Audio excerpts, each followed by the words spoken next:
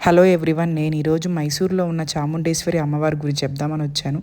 ఈమె one of the శక్తిపీఠం. అమ్మవారి జుట్టు ఇక్కడ పడిందని చెప్తారు. 13 కిలోమీటర్స్ అబోవ్ పైన కొండ మీద ఉంటారు. అసలు నేను ఇక్కడ ఇది చెప్దామని ఎందుకు వచ్చానంటే, బెంగళూరులో ఉండేవాళ్ళు కానీ లేదంటే ఏదైనా స్టేట్లో ఉండేవాళ్ళు కానీ ఆషాఢ మాసం లాస్ట్ ఫ్రైడే వచ్చేటప్పుడు మాత్రం చూసుకొని రండి.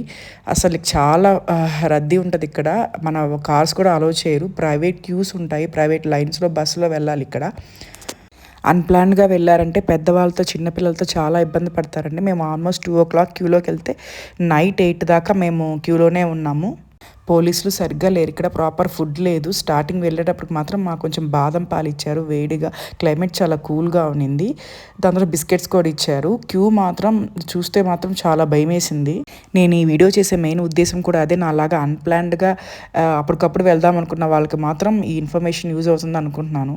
టికెట్స్ కూడా వీవీఐపీ అని చెప్పి 2000 చెప్పారండి పర్ హెడ్.